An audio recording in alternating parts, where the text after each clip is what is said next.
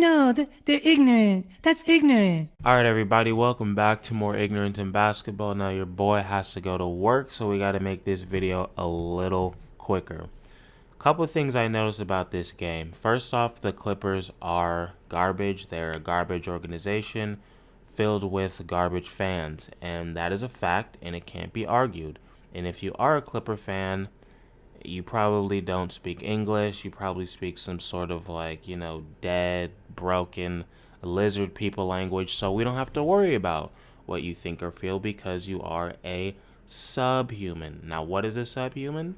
It's somebody that looks like a human from far away, but once you get close, you realize, this person is off a little bit. You know what I mean? They're not quite like us. But more positive things I noticed about the game. Devin was huge. Obviously, the game ball goes to Mikhail for obvious reasons. This man had 12 in the third. His energy was everywhere. He played great defense on Reggie Jackson, who is top 3 ugliest human beings in the NBA, and that includes coaches, assistant coaches, everybody, people who hype up the crowd. Reggie Jackson, top 3 ugliest. That is just a fact. Why are you wearing those glasses? Why are your eyes and teeth so yellow? These are the questions that I ask myself while he's on my screen. Now that's not fair to me because I should be thinking about basketball, but I'm not. He needs to fix that. That's his problem, not mine. Also, Devin had a huge rebound late because this game was a lot closer than it should have been. You know, the Clippers are ass. And they don't have anybody on their team. Their top 3 now players, because Powell didn't play, are gone. No Paul George, no Kawhi, no Powell. So this should have been an easy win, and the Suns were playing like it should have been an easy win. And the Clippers were on the second night of a back-to-back because they just handled the Warriors, which is hilarious. People are still talking about the Warriors. Again, I just have to say it. I didn't know Draymond Green was this important to their team because they are terrible without him. They almost lost to the Lakers, and I watched that game. If the Lakers weren't complete ass because they missed 2 bunny layups to win the game, and LeBron missed the free throw, so that's 3 opportunities in like a minute and a half to beat the Warriors, and you fucked it up. So this team is terrible. And clearly they were good with Draymond, so this man does need more credit because apparently he's the greatest player in the world. He could take the worst team and turn it into one of the best teams, second best team, not best. You thought you had me, but you didn't. Another thing I noticed, Reggie Jackson, since we're talking about him, was horrible in the fourth. I'll give him a break because I'm a nice guy, for one. And I realized about the back-to-backs. But when it comes to the Clippers, at least without Kawhi, Reggie Jackson is their closer, and he is extremely clutch. I have to give this man credit. Yellow teeth or no yellow teeth. The man can score. This game, he did not do that. He had that bad turnover. Crowder, shout out to you. That was a muy bien steal. The man just kept missing threes. Appreciate that. I would have liked if DA could have stepped up because, once you set that screen, it's basically a wide open jumper, and they could have won the game. But Reggie Jackson wasn't competent last night, and we appreciate that. And honestly, Reggie, we love you for that. Keep it up. Love you. Thank you so much. What else did I notice? Deandre Hayden was bad. He took this game off, and it was very obvious. I mean, he was passing up bunnies when he had guards on him, missing layups, just getting punked by Zubats, which is unacceptable, obviously. These are the things that I noticed during the game, and they disappointed us on Discord. If you're not following the Discord, I would. And if you're not following the Instagram at Ignorance in Basketball, I would do that so you know when we may or may not be streaming games. And maybe you don't want to miss out on these because they're probably hilarious. I don't know. Oh, what else did I notice? Morris, the incest twin. He couldn't miss. I get it. You were drafted by the Suns like 50 years ago, and you're mad because you don't play on the team anymore. But you need to stop playing so well against the Suns because it's annoying. Okay, I don't know who you are, but every time this man plays against the Suns, he turns into Dirk in his prime, and he needs to cut it out. Okay, you need to cut it out because you're not that good. So relax, buddy. All right, relax. What else did we notice in the clutch? I mean, look, the game was tied with like 4 or 5 minutes left, and the Suns just out-executed, as they do in every single game they play. They're, what, 20-something? No, they're 30-something and 0 when they're leading into the fourth. Ridiculous. I think they're 23-3 in clutch games in general. I do think at least one or two of them have been lost to the Warriors. That's why I'm like, I don't like this Warriors team at all. They rub me the wrong way. But I do think the team has evolved since then. When I say the team, I mean the Suns. And I know the Warriors have devolved because they have been absolute ass. Now, I know that's because they don't have Iguodala or Draymond Green, two people who are borderline senior citizens, but I guess they make a difference, you know? I'm a bit disgusted that grown adults with functioning brains still keep bringing up James Wiseman like he hasn't been so bad when he was healthy that he was unplayable. They act like they're missing Hakeem Olajuwon. It's like, well, as soon as they get Wiseman back, oh, you mean the guy that was unplayable? That's who you're waiting on? The guy who was so bad that he couldn't play when the team was ass. That's who you're talking about, Stephen A. Smith.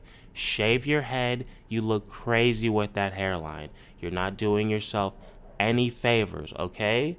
I saw a study that said women actually find bald guys more attractive because it's a bold look. So take that and run with it and shave your head because your hairline starts past your chin. If it starts past your chin, you're doing something wrong, all right?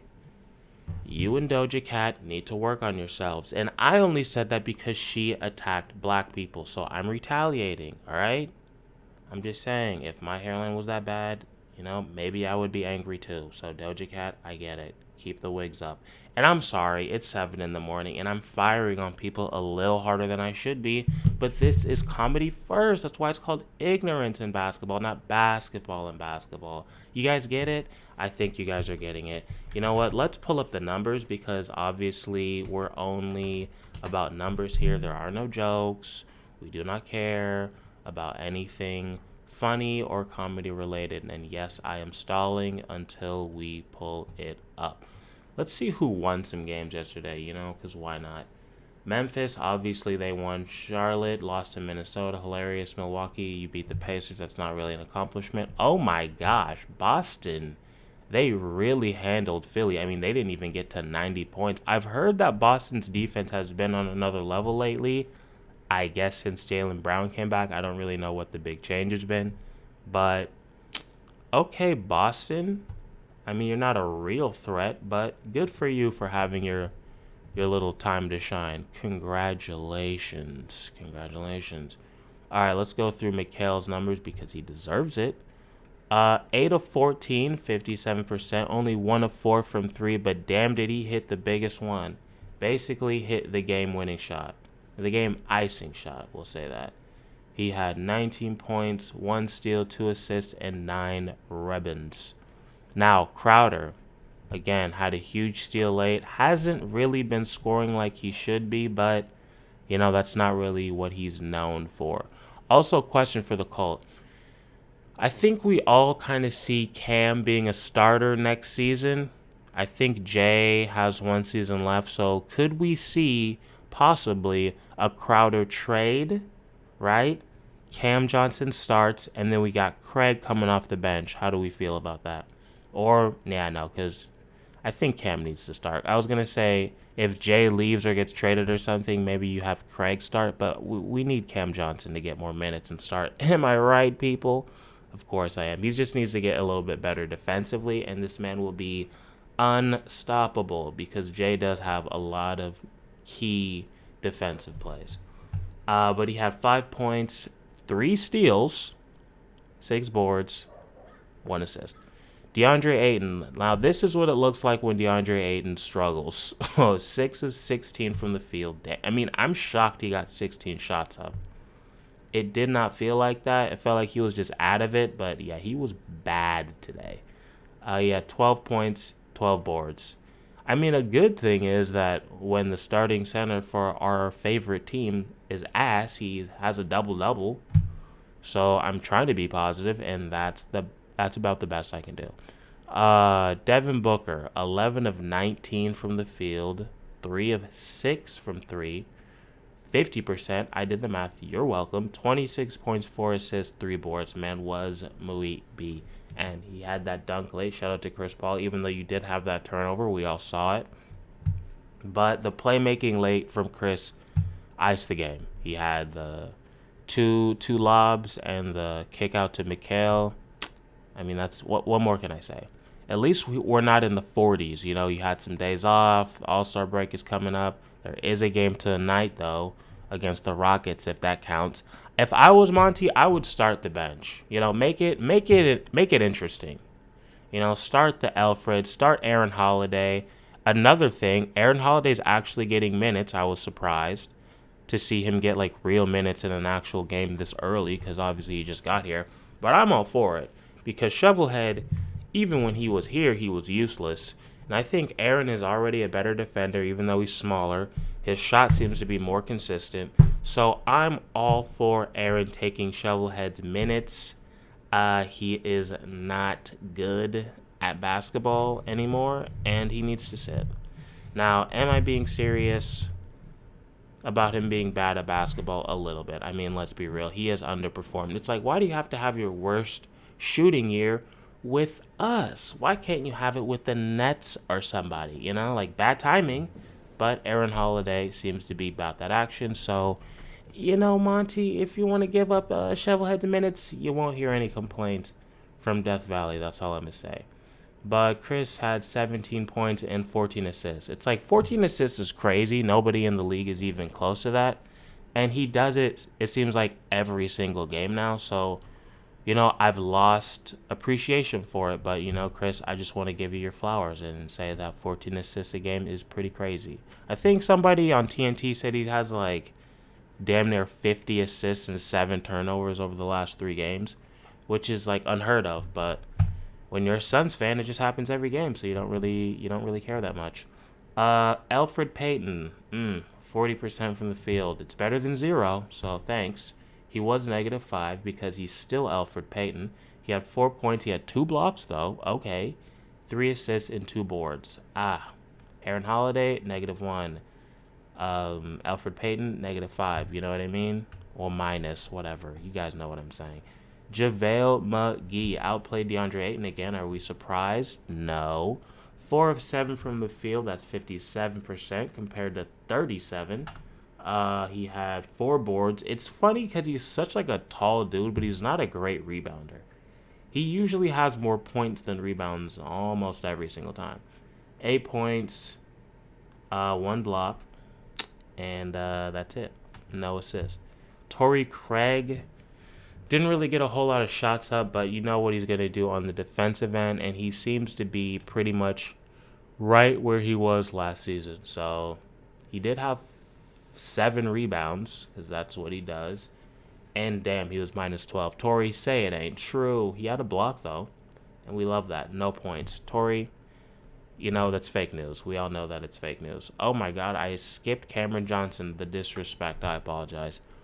3 of 7 for the field for Cam. 1 of 4 from 3. Kind of struggled a little bit. 9 points and 3 assists, 2 boards. You know, nothing really jumps out at me. Aaron Holiday played about 11 minutes. He had one bucket that was a 3, and he made it. So he's 100% from the field already. Alfred has never done that, and Probs never will. Now, I want to ask a question to the Colt before we end it. Where do you see these Aaron Holiday minutes going? Like, do you think he'll actually get minutes in the playoffs? Do you think he'll take Shovelhead's minutes even when he comes back? Or do you think it's just like an injury thing to give Chris Paul maybe some more minutes off? Because if Aaron wasn't here, Devin and Chris may be in the 40s this game. And you know, this is the first night of a back-to-back, and we don't want to see that because we need these people healthy when the playoffs come around. So what do you guys think Aaron Holiday's role is going to be? I think he's been pretty much nothing but positive since he's been here. And I got no complaints. So You guys let me know what you think, and I guess I'll see you guys in the next one. Appreciate you for watching if you made it to the end, and I'll see you guys tomorrow. Peace.